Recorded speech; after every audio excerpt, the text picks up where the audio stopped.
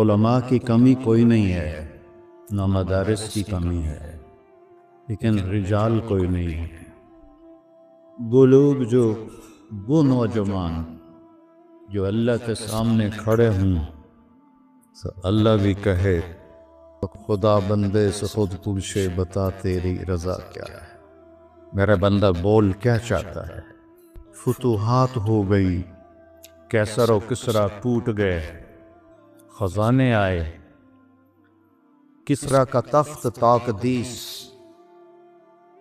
140 ہاتھ لمبا، 110 ہاتھ چوڑا، 1 ایکڑ کے قریب، اور اس میں 1000 سونے کے گنبد لگے ہوئے تھے، اور 1,40,000 چاندی کی میخیں لگی ہوئی تھی، اور اس کا 2.5 من کا وزنی تاج جو لٹکا ہوتا تھا وہ اس میں سر دے کے بیٹھتا تھا۔ یہ سب مدینے میں آیا ہے۔ تو صحابہ کون 10 مبشرہ مشورہ کرنے لگے، عمر کو اب اپنا طریقہ بدلنا چاہیے، اللہ نے اتنی سہولت دے دی، کوئی خادم رکھے، چھنے ہوئے آٹے کی روٹی کھائے اور کپڑے اچھے پہنے، بڑے بڑے وفود آتے ہیں۔ تو حضرت علی کہنے لگے جو مرضی کر لو مانے گا کوئی نہیں، کہنے نہیں بات تو کرنی چاہیے۔ کون بات کرے؟ کہا حفصہ اور عائشہ رضی اللہ عنہ، ایک بیٹی اور ازواج مطہرات میں سے، دوسری محبوب بے رسول ہی، تو ان دونوں کو تیار کیا گیا۔ یہ دونوں تشریف لائیں تو حضرت عمر گنجے ہو گئے تھے، آخر لیٹے ہوئے تھے، اٹھ کے بیٹھ گئے۔ تو حضرت عائشہ متکلم بنی کہ امیر المومنین آپ سے ایک بات کرنی ہے، کہو۔ اللہ تعالیٰ نے ہمارے نبی کے دور میں دنیا نہ بھیجی، نہ انہوں نے دنیا کا ارادہ کیا، وہ ایسی ہی چلے گی۔ میرے باپ کا زمانہ آیا، اللہ نے دنیا نہ بھیجی، نہ انہیں ارادہ کیا، تو وہ بھی ویسی ہی چلے گی۔ اب اللہ تعالیٰ نے آپ پر دنیا کے دروازے کھول دیے، فتوحات کے دروازے کھول دیے، اب آپ اپنے اوپر رحم کریں، ارفق بنفسک، اچھا کھانا کھائیں، چھنے ہوئے آٹے کی روٹی کھائیں، اچھا کپڑا پہنیں، بڑے بڑے وفود آتے ہیں آپ سے ملنے کے لیے، اور اپنے لیے کوئی خادم رکھی جو آپ کی خدمت کرے۔ آپ کی عمر کا بھی تقاضا ہے۔ حضرت عمر کا رنگ ایسے بدل ہوا۔ جب حضرت عائشہ نے بات ختم کی تو کہنے لگے مجھے بتاؤ تمہیں کس نے بھیجا ہے؟ کہنے لگی کوئی ہاں نہ کرو گے تو ہم بتائیں گے، ویسے تو نہیں بتائیں گے۔ فرمانے لگے اگر مجھے بتا دو نا تو میں مار مار کے ان کے چہرے دلوہان کر دوں۔ تو پھر وہ رو پڑے، پھر کہنے لگے حفصہ تو گھر والی ہے نا؟ بتا اللہ کے نبی نے دن میں کبھی 2 دفعہ کھانا کھایا، صبح کھایا تو شام نہیں کھایا، شام کھایا تو صبح نہیں کھایا۔ کہنے لگے اللہم نعم۔ کیا تجھے یاد ہے تیرے گھر میں نبی کا بستر کیا تھا؟ ایک بوریا تھا جس کو تو دوہرا کر کے بچھاتی تھی، 1000 تو نے اس کی ایک تہ اور لگا دی۔ تو آپ نے پوچھا حفصہ میرا بستر بدل دیا ہے؟ کہ نہیں یا رسول اللہ، وہی ہے، ایک تہ اور لگا دی تاکہ آپ کے لیے نرم ہو جائے، کہ اس سے واپس اسی طرح کر دے، مجھے رات کو اٹھنے میں مشکل پیش آئی۔ حفصہ تجھے یاد ہے ایک دفعہ تو نے کھانا ایک تپائی پہ رکھ کے دیا تھا، تو اللہ کے نبی نے اٹھا کے زمین پہ رکھا تھا اور فرمایا تھا میں جیسے بغلان کھاتے ہیں میں ایسے کھاؤں گا۔ اور تجھے یاد ہے اللہ کے نبی کے پاس ایک ہی جوڑا ہوتا تھا اور اس کو خود دھوتے تھے، اور بلال آ کر کہتے تھے کہ یا رسول اللہ الصلاۃ، تو آپ فرماتے تھے بلال میرے کپڑے خشک نہیں ہوں۔ نماز لیٹ ہو جاتی تھی کہ دوسرا جوڑے نہیں ہوتا تھا۔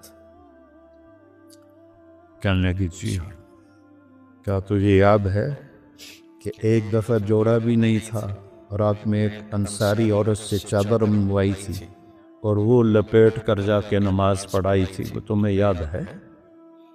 جی سار و فتار رونے لگے۔ فرمایا عائشہ حفصہ جنہوں نے تمہیں بھیجا ہے انہیں جاتے کہو کہ 3 دوست ہیں جو ایک منزل کی طرف چلے، پہلا چلا وہ پہنچ گیا، دوسرا چلا وہ بھی پہنچ گیا، اب تیسرا راستے میں ہے، ان کی راہ پر چلے گا تو ان تک پہنچے گا، اگر اس سے ادھر ادھر ہوا تو بھٹک جائے گا۔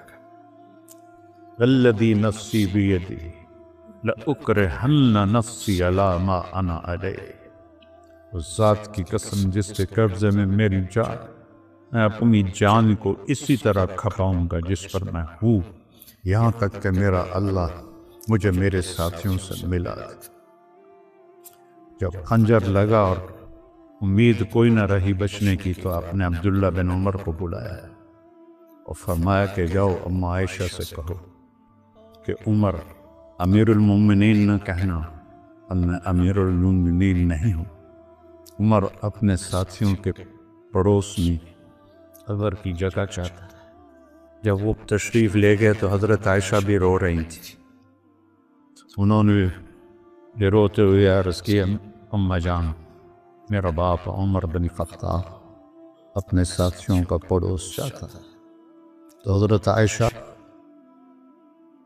پھر رونے لگی کہ یہ جگہ تو میں نے اپنے لیے رکھی ہوئی تھی کہ میں اپنے باپ اور خامد کے ساتھ میری قبر بن جائے، لیکن عمر مجھ سے زیادہ حقدار ہے، مرحبا بہ۔ جب وہ آئے تو ان کو حضرت عمر کو بتایا کہ اجازت ہو گئی، کہا نہیں بیٹا، ہو سکتا ہے میرے شرم میں اجازت دی ہو، جب میں مر جاؤں اور میرا جنازہ لے کے دروازے پر پہنچو تو دروازہ پر جنازہ رکھ دینا اور پھر اندر جا کے دوبارہ اجازت لینا، اس وقت اجازت ملے تو اندر لے جانا ورنہ مجھے بقیع میں دفن کر دے۔ حضرت علی اور حضرت حسن آئے تو گھبراہٹ دیکھی، حضرت علی نے فرمایا موت سے ڈر گئے؟ تو سن نہیں، موت سے نہیں، ما بعد الموت سے ڈر رہا۔ کون ہے؟ لو کان بعدی نبی لکان، بول لکان عمر، کہہ رہا موت نہیں، موت کے بعد سے ڈر رہا۔ تو حضرت علی نے فرمایا نہ ڈرو، میں گواہی دیتا ہوں، میں نے اپنے نبی سے سنا کہ سیدہ قبول اہل الجنت ابو بکر و عمر۔ حضرت عمر کہنے لگے حشر کے دن گواہی لوں؟ فرمائے میں بھی دوں گا، میرا بیٹا حسن بھی دے گا ساتھ۔ وہ تشریف لے گئے، پیچھے موت کے آثار نظر آئے تو ان کا گود میں سر تھا بیٹے عبداللہ بن عمر کی، تو کہنے لگے ضعنی علی الارض، وہ یہ زمین پر ڈالا، تو ان کا دل نہیں مانا تو ان نے پنڈلی پہ سر رکھ دیا، لگے بھائی تیرا ناس ہو، سنتے نہیں ہو کیا کہہ رہا ہوں، زمین پہ ڈال۔ آپ مسجد میں داخل ہوئے، آپ کے دائیں طرف ابو بکر تھے، بائیں طرف عمر۔ آپ نے فرمایا ہمیں دیکھ رہے ہو؟ صحابہ سے کہا جی، کہا کذا نحشر یوم القیامہ، اس طرح ہم معاشر میں اٹھیں گے کہ میرے دائیں ابو بکر ہوگا اور بائیں میرے عمر ہوگا۔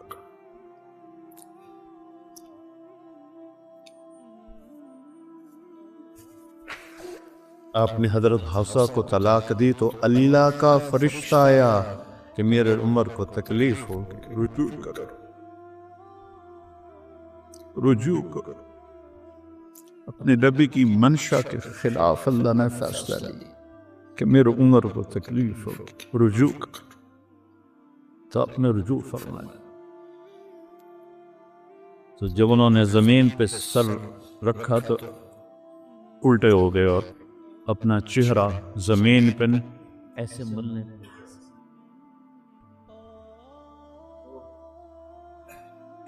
ویل لک ولأمک یا عمر ان لم یغفر لک رب، ویل لک ولأمک یا عمر ان لم یغفر لک رب، ویل لک ولأمک یا عمر ان لم یغفر لک ربک۔ یہی کہتے کہتے جان نکل گئی تو برٹن رسل نے کہا، جو ایک دہریہ تھا، انگریز مفکر، اگر ایک عمر اور ہوتا تو پوری دنیا میں اسلام ہو۔